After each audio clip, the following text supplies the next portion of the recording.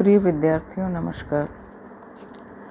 रीतिकाल के प्रथम प्रश्न पत्र के अंतर्गत हम केशव की चर्चा कर रहे हैं। महाकवि केशव की काव्यगत विशेषताओं पर चर्चा करते हुए हमने अब तक देखा कि केशव की रचनाओं को महाकाव्य की श्रेणी में रखते हुए विद्वान गण संकोच महसूस करते हैं और अनेकानेक आक्षेप लगाते हैं। रामचंद्रिका केशव की महत्वपूर्ण रचना है और उस रचना की उत्कृष्टता पर प्रश्न चिन्ह लगाते हुए वे उसे महाकाव्य मानने में संकोच महसूस करते हैं। लेकिन हमने पिछले वीडियो में चर्चा की कि केशव की रामचंद्रिका रामचरितमानस के समान तो नहीं हो सकती, लेकिन महाकाव्य के सिद्धांतों के अनुरूप कहीं भी हल्की नहीं बैठती है। इसलिए उसे रामचंद्रिका को महाकाव्य मानने में किसी तरह की आपत्ति नहीं होनी चाहिए।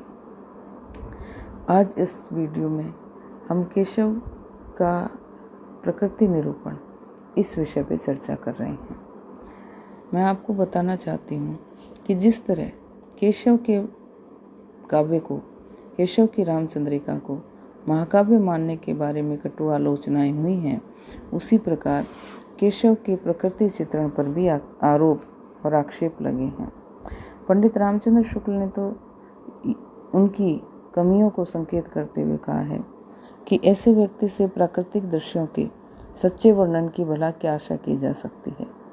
डॉक्टर श्याम सुंदर दास भी कहते हैं कि प्रकृति के अतुलित सौंदर्य से प्रभावित होने के लिए जिस भावुकता की आवश्यकता होती है, उसका केशव में सर्वथा अभाव है। परंतु ऐसी बात नहीं है।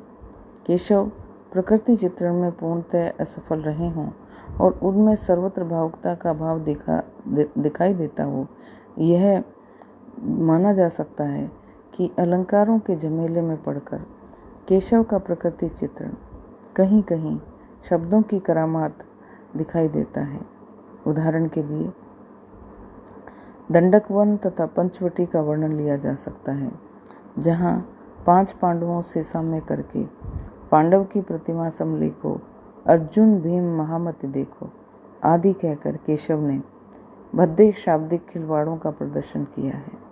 ऐसे ही दंडक वर्ण का वर्णन करते हुए भी केशव ने बेर भयानक सी अति लगे, अर्क समूह जय जगमगे कहकर शिलेश का चमत्कार दिखाते हुए शब्द की करामात दिखाने की कोशिश की है। यूं ही प्रभातकालीन सूर्य का वर्णन करते हुए केशव ने कै श्रोणित कलित कपाल यह किल कापालिक काल को कहकर अपनी भद्दी रुचि का परिचय दिया है। परंतु सर्वत्र यही दशा हो ऐसी बात नहीं है।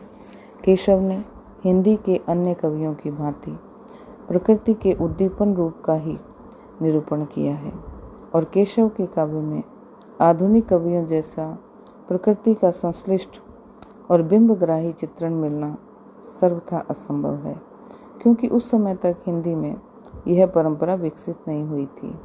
हिंदी के सभी कवि साहित्य शास्त्रों के अनुसार प्रकृति को उद्दीपन विभाव के अंतर्गत अंकित करना अपना परम कर्तव्य समझते थे। केशव ने भी उसी परंपरा का पालन किया और केशव की प्रकृति चित्रण में जो झांकियाँ निकल कर सामने आई, उनको हम इस प्रकार समझ सकते हैं कि केशव ने आलंबन रूप में जो प्रकृति का वर्णन किया है, उसको हम उनके काव्य में कहाँ देखें। केशव ने आलंबन रूप में प्रकृति का चित्रण करते हुए बताया है कि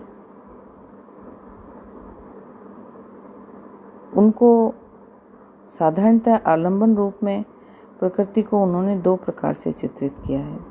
एक तो उसके विविध पदार्थों के नाम गिनाए हैं, जिसे परिगणन प्रणाली कहते हैं। दूसरी प्रकृति के संश्लिष्ट चित्र अंकित किए हैं और उसका बिंब व्यक्त किया है, जिसे बिंब ग्रहण प्रणाली कहते हैं। केशव ने नाम परिगणन प्रणाली को अधिक अपनाया है।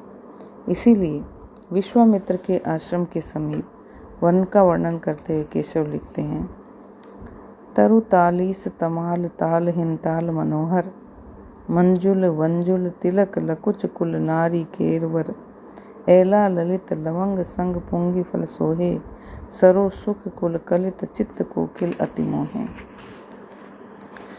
इसमें कोई संदेह नहीं कि केशव ने इस नाम परिगणन प्रणाली का प्रयोग अधिक किया है।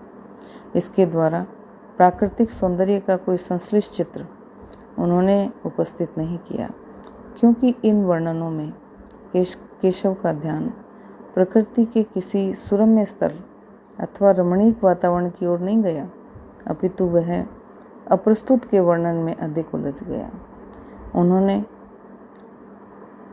जहाँ कहीं प्रकृति के संश्लिष्ट चित्र देने की चेष्टा की, वहाँ उनका काव्य अलंकार प्रियता में उलझ गया, और इसीलिए प्रकृति चित्रण को अलंकार प्रधान कहा जाए तो यह अधिक सही होगा।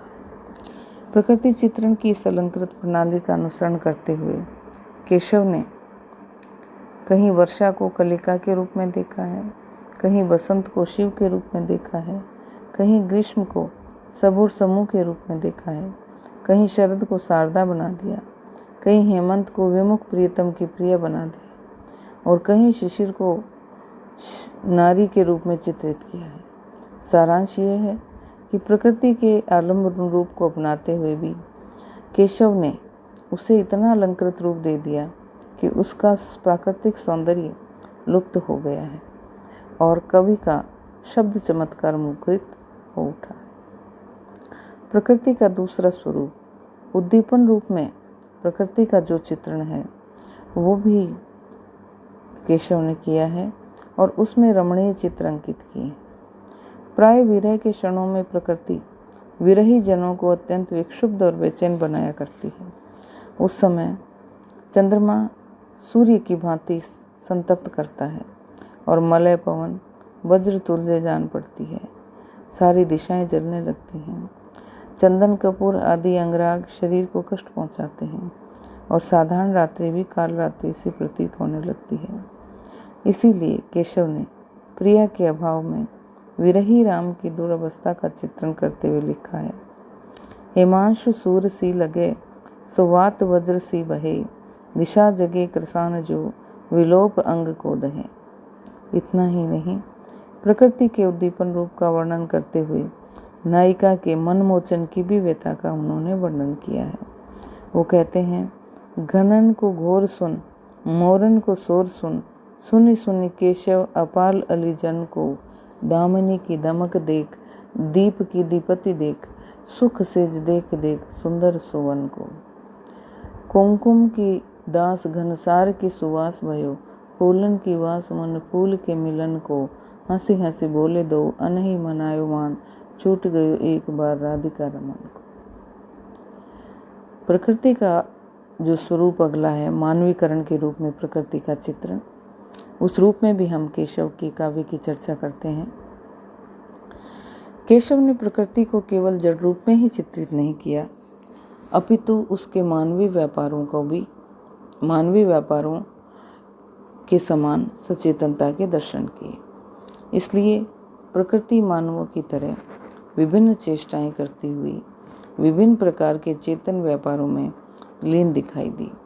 यही कारण है कि केशव को अवधपुरी के भवनों पर शोभित ध्वजा पताकाएं दंडधारणी सन्यासिनियों के समान आचरण करती हुई जान पड़ती हैं, और कवि केशव उनके बारे में कह रहा है, अति सुंदर अति साधु, थिर न रहे पल आदु, परम तपोपमान दंडधारणी जान। ये मानवीकरण के रूप में केशव का प्रकृति चित्रण है। प्रिय विद्यार्थियों, मैं आपको बताना चाहती हूँ कि प्रकृति चित्रण रीतिकाल के कवियों ने जिस स्वरूप में किया है वो प्रकृति का आलंबन रूप, उद्दीपन रूप और प्रकृति का मानवीकरण रूप, इस रूप में उन्होंने अधिकांशतः प्रकृति को नायक और नायिका के साथ लपेटते हुए उनके सहचरी बनाते हुए प्रकट किया है। मानवीकरण के रूप में प्रकृति को प्रकट करते हुए केशव क्या क्या कहते हैं, इस बारे में अब कुछ हम अगले वीडियो में चर्चा करेंगे। तब तक के लिए धन्यवाद।